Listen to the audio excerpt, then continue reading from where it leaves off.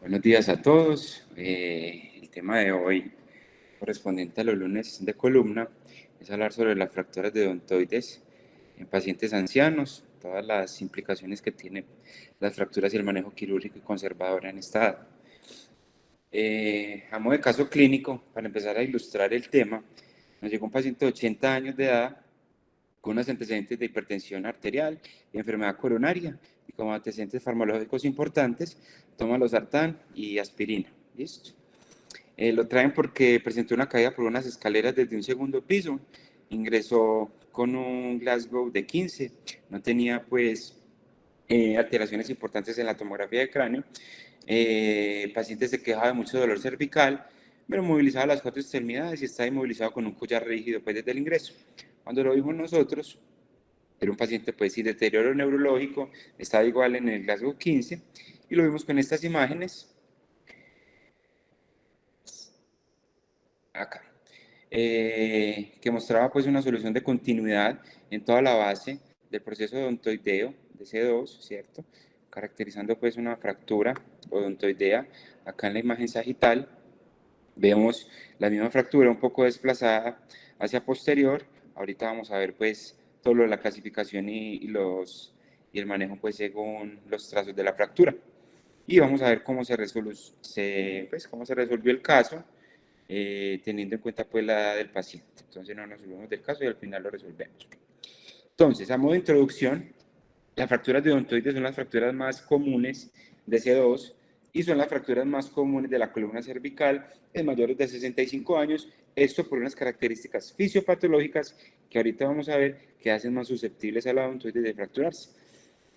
Una incidencia no es tan baja, no es tan despreciable, hasta 21 casos por 100.000 habitantes año. Los costos varían y pueden llegar hasta 1.5 billones de dólares en estudios pues, de Estados Unidos. Esto pues en términos de atención hospitalaria, quirúrgica y más que todo también en temas de cuidado en casa y discapacidad. Entonces, ¿qué factores hay que tener en cuenta? Básicamente en estos pacientes, a diferencia de los pacientes jóvenes, hay que mirar lo que es la calidad de ósea y las comorbilidades, porque esto es lo que va a determinar muchas cosas, como el cuidado de los pacientes, el abordaje, la vía quirúrgica o el ofrecimiento pues, de manejo conservador. Y los problemas que vamos a tener básicamente por la calidad ósea es problemas de no unión, pseudoartrosis, más que todo en el manejo conservador. Entonces, como un repaso corto de anatomía, tenemos lo que es C2, ¿cierto? El cuerpo vertebral, las articulaciones facetarias de las masas laterales a C1, tenemos lo que es el pedículo, las láminas, el proceso espinoso y la odontoides, que es lo que nos interesa hoy, con una base de implantación al cuerpo, una base propiamente de la odontoides y la punta propiamente, listo. Otra forma de dividir anatómicamente la odontoides es una base, un cuerpo y una punta, que eso también nos va a ayudar a la clasificación de las fracturas de odontoides. Entonces, la fisiopatología, entonces tenemos que obviamente a mayor edad de los pacientes es menor la densidad ósea que tiene C2 y la fragilidad de la base de la odontoides sumada a la osteoporosis va a incrementar obviamente las fracturas a este nivel y también sumado a ello hay algunas alteraciones en la irrigación ósea por cambios vasculares degenerativos, ectasias vasculares, ectasias de las vertebrales, lo que hace que esta pobre irrigación nos dé un hueso pobremente calcificado y es muy susceptible pues, a fracturas. Acá en cortes histológicos vemos cómo en la base y el cuerpo de la odontoides, vemos cómo con el paso de los años en pacientes osteoporóticos, la base de la odontoides es la que más densidad ósea pierde y es por ello que las fracturas a este nivel, ya vamos a ver la clasificación, van a ser más comunes. Entonces, ¿cómo vamos a clasificarlas? La clasificación clásica que es de Anderson y de Alonso, que la clasifica solamente en tres tipos, ¿cierto? Y por allá en el estudio inicial que ellos hicieron por allá en los años 70, básicamente dijeron que ese estudio ayudaba a predecir el riesgo de no unión. Y dijeron pues entonces que teníamos un tipo 1, que era de la punta de la odontoides, un tipo 2, que era de la base, y cuando se comprometía más que todo el cuerpo de C2, era una fractura tipo 3. Entonces la tipo 1, que es a través de la punta, esa abulsión de los ligamentos alares y apicales, básicamente es una lesión estable y con un riesgo muy bajo de pseudoartrosis. Ya la lesión tipo 2, que es a través de la base de la odontoides, es la más común en la edad geriátrica, por lo que acabamos de ver que a nivel de la base es donde se pierde más densidad ósea con la edad, tiene un riesgo hasta del 36% de pseudoartrosis. Y el tipo 3, que es a través de la base con compromiso del cuerpo, hasta un 7-8% de pseudoartrosis. ¿Listo? Luego sacaron otras clasificaciones también como para predecir el riesgo de falla al tratamiento conservador o quirúrgico y de pseudoartrosis. Y esta clasificación de Roy-Camille depende de la dirección de la línea de fractura, ¿cierto? Por regla general, las fracturas que son oblicuas y el fragmento está hacia anterior son más estables que las que están hacia posterior, ¿cierto? Entonces tenemos un Roy-Camille tipo 1, que es una fractura oblicua con el fragmento hacia anterior, el tipo 2, que es una fractura oblicua con el fragmento hacia posterior, y el tipo 3, que es una fractura horizontal, una fractura transversa, ya sea con desplazamiento anterior o posterior. Listo. Luego se propuso en 2005 que necesitábamos también de pronto subclasificar estas fracturas tipo 2, también como para ayudar a mirar si hay algunas fracturas tipo 2, porque desde Anderson y de Alonso se dijo que siempre todas las fracturas tipo 2 tenían que ser de manejo quirúrgico. Pero entonces llegábamos al contexto de los pacientes ancianos y mirábamos que a veces puede traer muchas implicaciones quirúrgicas, mucho riesgo anestésico, entonces de pronto algunas fracturas tipo 2 se beneficiaban de manejo conservador por la morbilidad que trae la cirugía en pacientes ancianos. Entonces, la misma clasificación, pero la tipo 2 la subclasificaban en A, B y C. La A es una fractura no desplazada, la B es un trazo oblicuo que va desde anterior y superior hacia posterior inferior, y la C es, al contrario, una fractura oblicua que va desde anterior inferior hacia posterior superior. Acá lo vamos a ver. Acá vemos el tipo A, que es una fractura que no está desplazada, el tipo B, que es un trazo que va de antero superior a posterior inferior con el fragmento hacia posterior, y la tipo C, que es la fractura oblicua desde posterior superior hasta anterior inferior. Básicamente ellos decían que a las tipo A eran los que de pronto se beneficiaban más de manejo conservador, pero sin embargo hay que tener otras cosas en cuenta que ya las vamos a ver. Entonces, básicamente el problema que siempre se ha tenido con las fracturas tipo 2, dado la baja calidad ósea, es la no unión, la pseudoartrosis en este tipo de fracturas. Hay varios factores fisiopatológicos, como ya lo veníamos viendo, muchos reportes de pseudoartrosis por las alteraciones vasculares, la osteoporosis, la morfología de los odontoides y las fuerzas ligamentarias, pues con todo el complejo atlantoaxoideo. Y la diferencia con las tipo 3 es que las tipo 3 tienen más superficie de consolidación, que aunque también a veces son fracturas potencialmente inestables, a veces tienen menos riesgo de pseudoartrosis que las fracturas tipo 2. Factores de riesgo adicionales para no unión, tenemos entonces obviamente la edad, el desplazamiento de la fractura, si está desplazada más del 50% del diámetro AP o si está desplazada 4 o 6 milímetros, tiene mucho riesgo de no unión.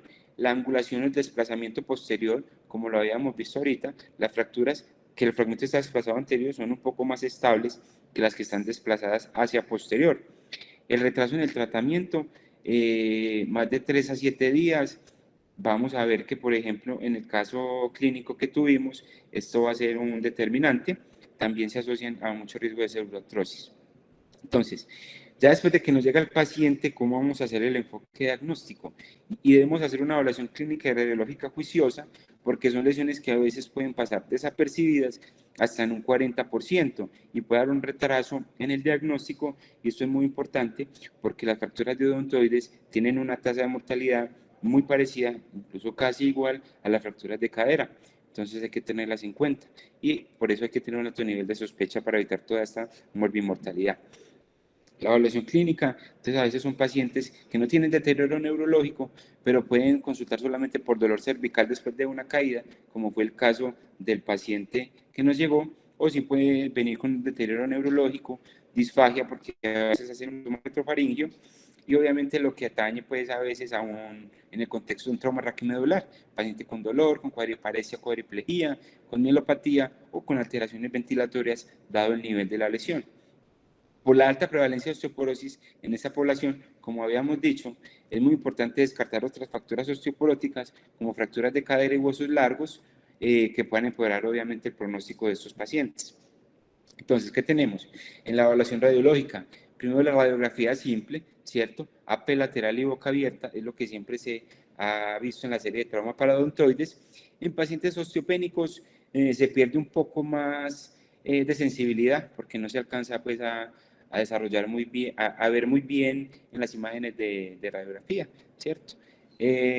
Lo que hablan de imágenes dinámicas en flexoextensión se hace más que todo no en el trauma agudo a veces, sino más bien en el seguimiento de los pacientes para descartar posibles lesiones inestables que estén causando allí en la unión craneocervical. La tomografía obviamente va a ser el gol estándar para valorar la conminución, la angulación y el desplazamiento, lo que son tres factores muy importantes a tener en cuenta para determinar el riesgo de pseudoartrosis, dependiendo pues de la clasificación y subclasificación que le demos a la fractura. En términos de resonancia magnética, hay reportes que hasta en un 10% hay lesiones del ligamento transverso, más que todo en las fracturas tipo 2, lo que puede condicionar a veces una lesión inestable. Lo que se ha visto es que más de pacientes jóvenes, la lesión de este ligamento. En ancianos, disminuye la incidencia de lesión del ligamento transverso y si queremos confirmarlo, pues se puede hacer con unas radiografías dinámicas para evaluar pues qué tanto se mueve o no se mueve y determinar pues con una radiografía dinámica lesiones ligamentarias. Acá vemos en una secuencia pues, de resonancia magnética un T2, un STIR, una fractura pues tipo 2, muy desplazada hacia posterior, con un edema muy importante del complejo ligamentario atlantoxoideo y de los ligamentos posteriores y con un edema medular muy importante, considerando pues que el paciente posiblemente tenga un trauma raquimedular y esté deteriorado neurológicamente. Para eso puede servir la resonancia magnética, pero es un examen costoso, es un examen que demanda mucho tiempo, son pacientes que por lo general están en la UCI, invadidos, entonces la logística para una resonancia magnética a veces se hace difícil. Entonces, ¿qué consideraciones tenemos que tener en los ancianos? Y es que la calidad ósea en pacientes con osteoporosis, la base de la odontoides pierde hasta un 64% de densidad ósea comparado con el resto del cuerpo de S2. Por eso, además de la cirugía, tenemos que tener en cuenta que el pilar de tratamiento de estas fracturas depende de optimizar el manejo de la osteoporosis, ¿cierto? Entonces, hay que hacer consejería nutricional, suplementación de calcio y vitamina D, actividad física y prevención de caídas. Esto pues obviamente de la mano de medicina interna, endocrinología, fisiatría, cesación del tabaquismo. Hay que hacer un diagnóstico temprano con una densitometría y hacer pues el tratamiento farmacológico, pues ayudado pues por las otras especialidades que tienen que ver con esto. Entonces, es muy importante tener en cuenta esto, como el mensaje principal de la charla de hoy, que el tratamiento de la fractura de odontoides en ancianos va mucho más allá de tratar la odontoides, ¿cierto? Es tratar, tener en cuenta todas las comorbilidades, la osteoporosis y todas las otras alteraciones cardiovasculares que pueden llevar a alteración y retraso en la consolidación de estas fracturas. Entonces, morbilidad y mortalidad, como habíamos dicho, las fracturas de odontoides tienen tasas de mortalidad muy similares a las fracturas de cadera, con una mortalidad a un mes hasta el 25% y a un año hasta el 50%. Entonces, es una patología que hay que tener muy en cuenta y tratar bien a estos pacientes.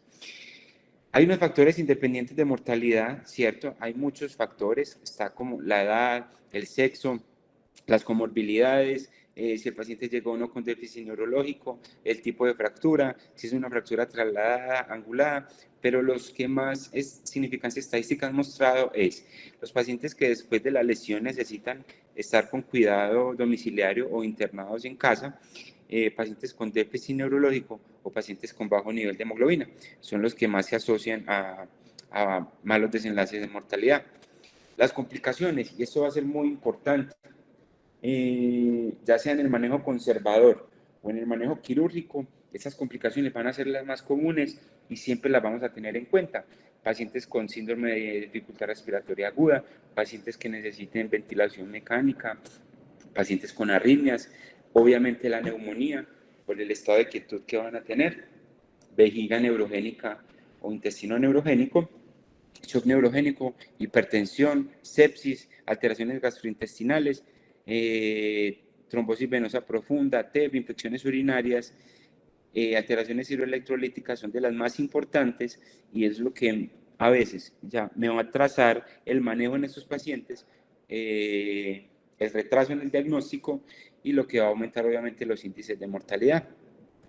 Entonces, ¿cómo va a ser el manejo de las fracturas de odontoides? Entonces, acordémonos que hay que hacer como los pacientes ancianos tienen un contexto diferente, necesito tener un balance entre las comorbilidades que tiene el paciente, entre ellas obviamente la osteoporosis o las alteraciones cardiovasculares. Tenemos que tener en cuenta también la edad del paciente, la morbilidad que puede implicar la cirugía en este grupo etario, la mortalidad en el manejo conservador, porque acordémonos que se configura o se comporta casi igual que una fractura de cadera frente a las tasas de pseudoartrosis. Entonces yo tengo que tener en cuenta y balancear todos los riesgos-beneficios de una posible morbimortalidad por la cirugía o también morbimortalidad por la pseudoartrosis y las complicaciones de la inestabilidad de estas fracturas a futuro. Entonces, ¿cómo va a ser el manejo conservador? El manejo conservador, entonces, en el siglo pasado se utilizó mucho lo que es la tracción esquelética, ¿cierto? Se utilizaba más o menos 4 a 6 semanas de tracción y se seguía por una inmovilización con un collar rígido, más o menos a 3 a 4 meses, con una tasa de éxito para esa época aceptable, hasta el 60%. Lo que pasa es que ha entrado en desuso lo que es la tracción esquelética por el desarrollo de ortesis tipo halo y otros métodos de inmovilización menos invasivos, menos restrictivos, que garantizan igual o mayor tasa de éxito de unión. Entonces, está reservado más que todo para pacientes críticamente enfermos que no toleren otro tipo de inmovilización. Generalmente ya no se recomienda el uso de tracción como manejo definitivo, solamente a veces algunos neurocirujanos ortopedistas lo utilizan para alinear en fracturas que a veces están muy desplazadas previo a fijación interna o externa, pero como manejo definitivo a largo plazo ya no se recomienda. Luego llegó la ortesis con halo, ¿cierto? Muchos la criticaron obviamente, que porque puede traer complicaciones relacionadas con los pines del halo, infecciones, neuropatías, más que todo del supraorbitario, pero son muy raras. Daño también cerebral a veces como por fracturas craneales, pero esas complicaciones son muy raras, ¿cierto? Y actualmente es una de las opciones más estables que hay disponibles, ya que me da un buen control de flexión, extensión, rotación y lateralización del cuello. El halo permite 5 grados menos de flexoextensión de C1, C2 comparados con el collar Filadelfia, ¿cierto? El collar Filadelfia me permite más o menos 8.5 grados de flexoextensión, mientras que el halo es más restrictivo y solamente permite más o menos 3.4 grados de flexoextensión. Entonces es un aditivo muy estable y que ayuda pues obviamente a la recuperación de estas fracturas, pero no todo es tan bueno. Aunque muestran tasas de éxitos hasta el 75%, es una ortesis que a veces restringe mucho a los pacientes y puede traer mortalidad, ¿cierto? Complicaciones muy importantes como neumonía, paro cardíaco, complicaciones trombóticas como TBP y embolismo pulmonar y complicaciones infecciosas como infección urinaria, hay que tenerlas en cuenta. Incluso han sacado estudios que el halo, la inmovilización con halo en los pacientes ancianos es como una sentencia de muerte por todas estas complicaciones como neumonía, complicaciones trombóticas, infarto al miocardio y paro cardiorrespiratorio. E incluso estudios como estos han dicho que los pacientes ancianos que se tratan con halo tienen una tasa de mortalidad hasta del 40%, cuando se compara con jóvenes que apenas es del 2%. Pero estudios con muchos sesgos, pacientes muy comórbidos, pero cuando se hace en realidad una buena selección de los pacientes que van hacia este tipo de ortesis, las tasas de mortalidad pueden llegar solamente hasta el 4 al 6%. Entonces hay que seleccionar bien los pacientes. También tenemos la inmovilización con collar cervical, ¿cierto? Collares semirrígidos como el de Filadelfia o collares cervicotorácicos como el tipo Minerva, con una tasa de éxito hasta el 75%, muy similar a los pacientes que van con halo. Generalmente son mejor tolerados, pero tienen un poco más riesgo de pseudoartrosis por el rango de movilidad. Entonces hay que tener en cuenta, obviamente, el tipo de paciente que estamos viendo pacientes que de pronto son muy activos, de pronto se beneficien más del halo, o pacientes que en realidad tengan una vida más tranquila, con el collar posiblemente sea suficiente, ya que a veces las tasas de éxito pueden ser muy similares. Entonces, cuando se le ofrece manejo conservador al paciente, hay que tener en cuenta entonces el riesgo de cerviartrosis, el dolor cervical, que es una de las cosas que más altera la calidad de vida y los desenlaces funcionales de nuestros pacientes a posteriori, mielopatía y demás complicaciones pues relacionadas con el trauma raquimedular o con este tipo de fracturas. El manejo quirúrgico, entonces tenemos básicamente dos abordajes. Hay que dividir el manejo quirúrgico en dos abordajes, abordaje anterior y abordaje posterior. El abordaje anterior, que fue escrito inicialmente por Bula en 1982, que es básicamente el tornillo odontoideo, tiene varias ventajas y ofrece una estabilidad inmediata de la fractura, preserva la movilidad C1, C2, menor tiempo quirúrgico y menor estancia hospitalaria, ¿cierto? Esas son las ventajas que me ofrece un tornillo odontoideo, pues un abordaje anterior. Sin embargo, tiene unas desventajas muy importantes que hay que tener en cuenta. Dificultad en el control imaginológico intraoperatorio, ¿cierto? Ya que son pacientes osteopénicos, entonces no vamos a ver muy bien estas imágenes. Hay también disfagia, como todas las vías cervicales anteriores, complicaciones respiratorias y lo que es más importante, falla del material. Tiene más tasas de cerviartrosis la vía anterior, ¿cierto? Como se les empezó entonces a aumentar la tasa de cerviartrosis después de que hicieran el primer reporte de casos, entonces ya recomendaban como colocar dos tornillos odontoideos, que ya vamos a ver el estudio que nos recomienda eso.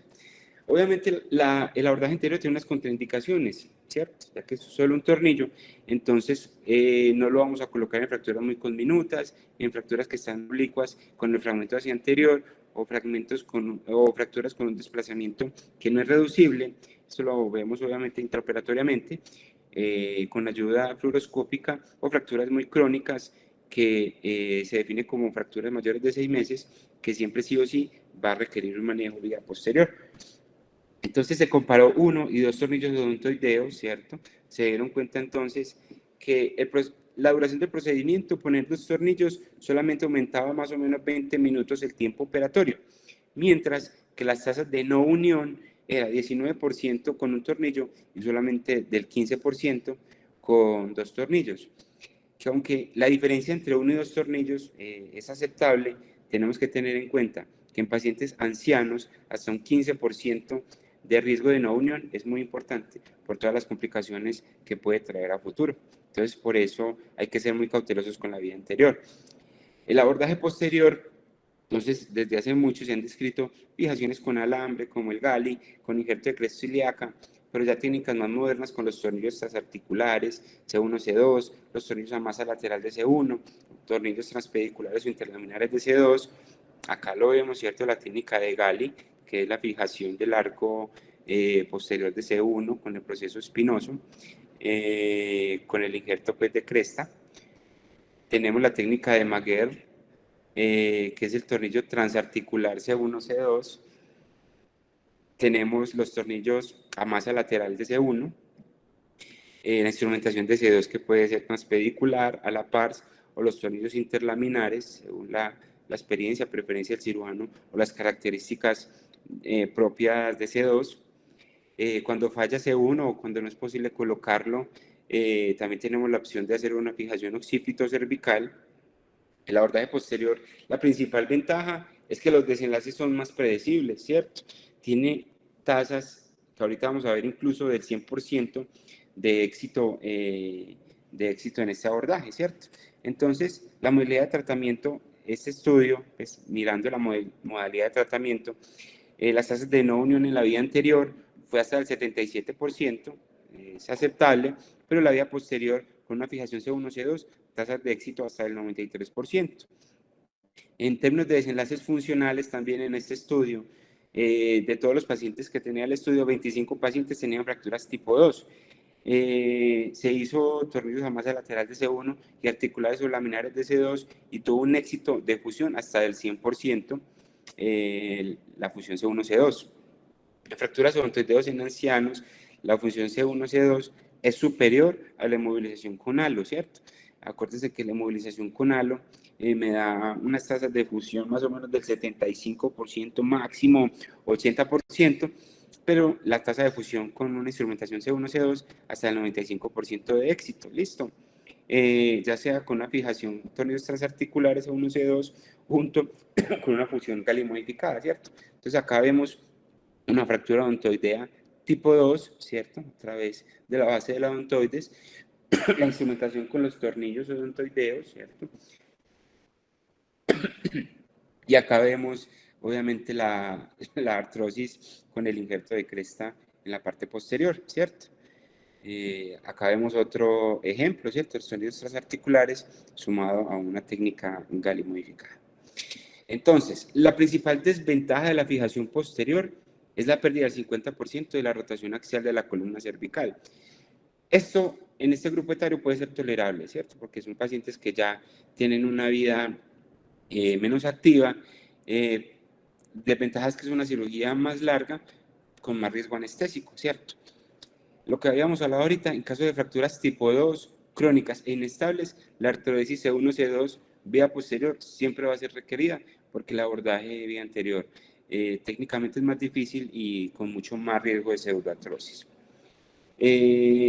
Cuando se compara entonces obviamente la vía anterior con la posterior, fracturas odontoideas en pacientes mayores de 65 años, tenemos varias conclusiones en este estudio, que dice un seguimiento a 30 días. La vía posterior requiere más tiempo quirúrgico, requiere más días de hospitalización, por ende a veces puede significar más gastos. Pero cuando se compara la vía anterior con la posterior, tienen igual tasa de eventos adversos postoperatorios en términos de infecciones, complicaciones infecciosas como neumonías o ISO. La vía anterior tiene más reingresos y mayor tasa de revisión por la mayor tasa de pseudoartrosis y no unión que tienen estos pacientes. Este otro estudio de Lao Spine, Norteamérica, también evaluó la mortalidad de estos pacientes con fractura odontoidea en ancianos, y los pacientes de manejo conservador tienen más altas tasas de mortalidad a los 30 días. Es por esto que hasta ahora es una patología de manejo quirúrgico, siempre y cuando se le pueda ofrecer a los pacientes y los pacientes estén en condiciones. Esta otra revisión sistemática de la literatura del tratamiento de las fracturas tipo 2 en pacientes ancianos comparó el manejo conservador versus el manejo quirúrgico. En términos de complicaciones, no hay una significancia estadística, ya que en términos de mortalidad, morbilidad, acordémonos que el manejo conservador y el quirúrgico en estos pacientes puede ser muy importante. Pero cuando uno va a evaluar independientemente la mortalidad a largo y a corto plazo, vemos que hay un factor protector del manejo quirúrgico. O sea, los pacientes que se llevan a cirugía se mueren menos. Cuando vamos a comparar el abordaje anterior versus el posterior, en tasas de fusión, el abordaje posterior tiene una significancia estadística y tiene más tasas de éxito que el abordaje anterior. En términos de complicaciones, no hay una significancia estadística, y en términos de mortalidad a largo o a corto plazo, no hay tampoco una diferencia significativa. Entonces, el abordaje anterior y el posterior, se prefiere el posterior en estos pacientes ancianos. Hay que tener en cuenta que es en ese grupo etario por las mayores tasas de fusión que tiene con el abordaje posterior una artrodesis C1, C2. Entonces, estos autores proponen este algoritmo de tratamiento, ¿cierto? Se me presenta un paciente con una fractura de odontoides, anciano, básicamente mayores de 65 años, le hago lo que es la evaluación clínica y radiológica, clasifico la fractura y miro cómo está el estado clínico del paciente, ¿cierto? Obviamente tengo que considerar la interconsulta de otras especialidades para el manejo de comorbilidades, optimizar el manejo de la osteoporosis y luego defino el manejo según el tipo de fractura que tiene el paciente. Si es una fractura tipo 1, no necesita manejo quirúrgico, puede ir a manejo conservado. El tipo 2, entonces dependiendo. Voy a mirar si tengo una fractura desplazada, angulada, si tengo un retraso en el diagnóstico o el paciente tiene déficit neurológico. Si alguna de estas, la respuesta es positiva, yo miro, el paciente me va a tolerar la cirugía o están de acuerdo con la cirugía tanto ellos como los familiares. Si esto es sí, entonces yo voy y miro. Si tiene contraindicaciones al abordaje anterior, si tiene conminución, disfagia. Si no tiene alguna de estas, ya es elección del cirujano, teniendo en cuenta obviamente que la vía anterior tiene más riesgo de pseudoartrosis. Si no, lo que más se recomienda es la fusión C1-C2. Listo. Si yo no tengo una fractura angulada, por ejemplo, una fractura tipo 2A, si no tengo déficit neurológico, yo puedo ofrecerle al paciente un manejo conservador, ¿cierto? Igual que las fracturas tipo 3, ¿cierto? Yo les ofrezco un manejo conservador. Si el paciente es candidato a un halo, yo se lo ofrezco, ¿cierto? O si no, le ofrezco una inmovilización con collar cervical. Se le hace seguimiento a los pacientes y en caso de que presenten pseudoartrosis o no unión, como ya van a ser fracturas un poco más viejas, siempre tengo que ofrecerle un abordaje posterior con una fusión C1-C2. Entonces, ¿qué desenlace tuvo nuestro caso clínico? Lamentablemente no fue un caso quirúrgico exitoso. ¿Por qué? El paciente se programó para cirugía, tuvimos retraso obviamente mientras depuraba la aspirina, ¿cierto? Por el riesgo hemorrágico. Se propone inicialmente un abordaje vía posterior con una fijación C1-C2, pero el día del procedimiento el intensivista lo canceló porque el paciente presentó una broncoaspiración y con un proceso neumónico infeccioso muy importante, ¿cierto? Presentando deterioro ventilatorio y neurológico. Obviamente entonces decidimos dejar al paciente por el momento con la inmovilización con el collar rígido que tenía, ¿cierto? Luego a la semana se intentó programar nuevamente, pero el paciente vuelve a presentar un deterioro. Eh, el día de la cirugía básicamente se hizo una junta neurocirugía anestesiología. Se quedó que el paciente tenía un alto riesgo anestésico con bajas probabilidades del desmonte de ventilación mecánica invasiva, sumado a que el paciente ya tenía voluntades anticipadas y el paciente decía que su techo terapéutico iba a ser la UCE, él no quería ventilación mecánica invasiva. Entonces, por eso en ese momento se decidió manejo conservador y expectante. Lamentablemente, por lo que vimos ahorita, las tasas de mortalidad son muy altas, por lo que lamentablemente, sumado pues, a la mortalidad de la fractura y al proceso infeccioso, lamentablemente pues, el paciente falleció. Eh, Obviamente nos hubiera gustado dar el desenlace quirúrgico del paciente, pero esto también nos sirvió para ilustrar todo lo que conlleva y todo lo que rodea al manejo de las fracturas de odontoides en estos pacientes ancianos. Entonces, uno de los mensajes finales para llevar a casa: no es una patología tan rara, ¿cierto? Hay que tenerla en cuenta, hay que sospecharla, porque tiene una importante morbimortalidad, como dijimos, comparado con las fracturas de cadera. Tener alto índice de sospecha. El pilar del tratamiento está en tratar la osteoporosis y tener en cuenta las demás comorbilidades, llevar al paciente bien optimizado a cirugía o al manejo conservador. El manejo conservador tiene alta morbimortalidad y riesgo de no unión. El manejo quirúrgico también tiene sus consideraciones, tiene su riesgo anestésico. La vía anterior tiene menos morbilidad, menos estancia hospitalaria, menos gastos, pero tiene más riesgo de pseudoartrosis en estos pacientes ancianos. La vía posterior conlleva un mayor tiempo quirúrgico, pero hay más tasas de éxito con menos pseudoartrosis. Muchísimas gracias, era lo que tenía para hoy. Escucho sus experiencias con este tipo de fracturas. Muchas gracias, Cristian. Muy interesante. Yo tengo una duda. Cuando tú clasificas los pacientes ancianos como mayores de 65 años, y entonces, según eso, los pacientes mayores de 65 años no se beneficiarían de una cirugía por vía anterior. Yo creo que esa no es adecuada. Yo creo que se debe definir anciano no tanto por la edad, sino por el nivel de osteoporosis y por el estado de fragilidad del paciente. Le pregunto a Gustavo si él en pacientes ancianos nunca hace vía anterior. Buenos días Nacho. Esa discusión es realmente bien interesante. Yo hago pues voy a hacer como las anotaciones como que me parecen pertinentes. realmente es un tema que sigue siendo muy controversial.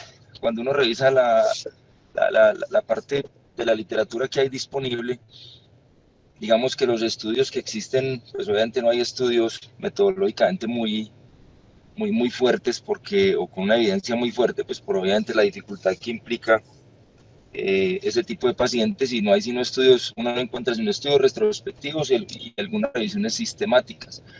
O sea que la calidad de la evidencia realmente sigue siendo, no sigue, pues sigue siendo deficiente, y siempre va a haber, digamos, inquietudes para tomar las decisiones con estos pacientes.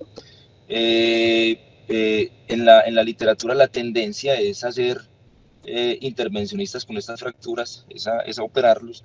Y si nosotros analizamos nuestra experiencia, digamos que yo pensaría que realmente el tratamiento conservador tiene más complicaciones y es más mórbido que el tratamiento quirúrgico. Inclusive los pacientes que hemos tenido la oportunidad de operar tempranamente, les ha ido mejor que a los pacientes que operamos tardíamente, como es el caso que presentamos hoy, que es un paciente que pues, finalmente falleció asociado a toda la morbilidad relacionada con el reposo. Ese paciente llegó muy bien, el paciente llegó consciente, sin déficit neurológico, y a los 10 días, cuando de pronto intentamos nuevamente como llevarlo a cirugía, el paciente ya estaba cuadripléjico y sin ningún tipo de recuperación desde el punto de vista respiratorio.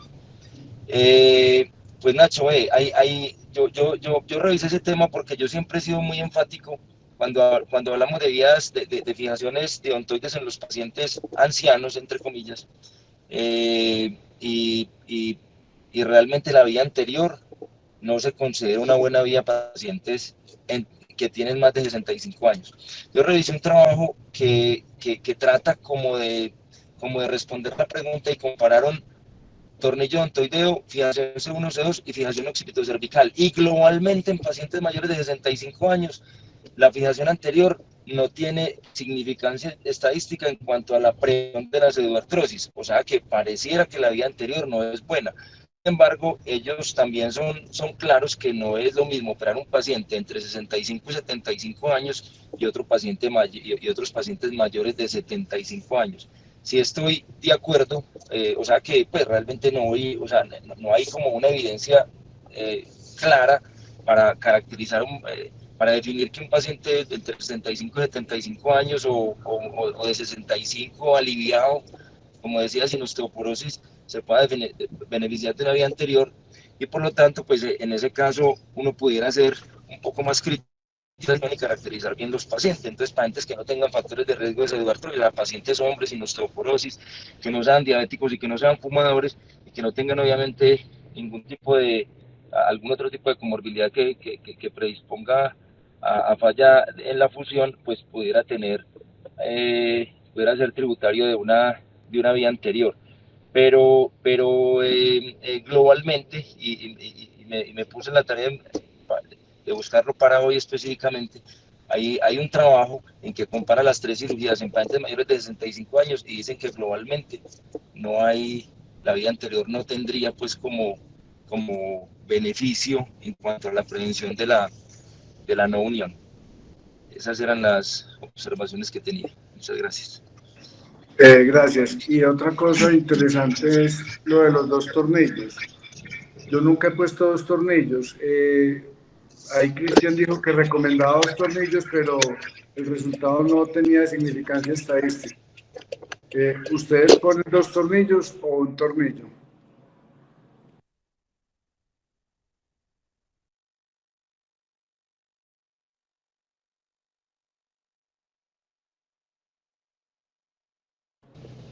Pues Nacho, en lo que yo he revisado y en mi experiencia, pues primero de todo, poner dos tornillos me parece que es muy difícil. O sea, yo realmente nunca he intentado poner dos tornillos, y si uno, digamos, objetivamente revisa lo que hay disponible, el beneficio en cuanto a pseudoartrosis es muy discreto. O sea, inclusive Cristian lo dijo, o sea, reducía o aumentaba reducía el riesgo de pseudoartrosis de un 19 a un 15%. Entonces realmente, pues en este, digamos que en este grupo de pacientes, entonces realmente yo creo que poner 2 tornillos no es mejor que uno. Hay algunos, sí, pues como en todo, uno encuentra el trabajo que pueda tener algún beneficio poner 2 tornillos, pero digamos que en mi experiencia, que pues tampoco es que uno diga que pone un tornillo semanal, no, pues es que tornillo odontoideos en un hospital de trauma como el Pablo Tobón, yo creo que se pondrá uno ahí cada 2 meses, cada 3 meses, tornillos odontoideos, pues que uno sí que va pacientes con trazos favorables para una vida anterior son muy pocos. Entonces, en mi experiencia, pues yo pienso que con un tornillo es suficiente, no sé vos qué pensás. Yo nunca pongo más de un tornillo y tampoco he sido capaz. Una vez que intenté eso, no es tan sencillo.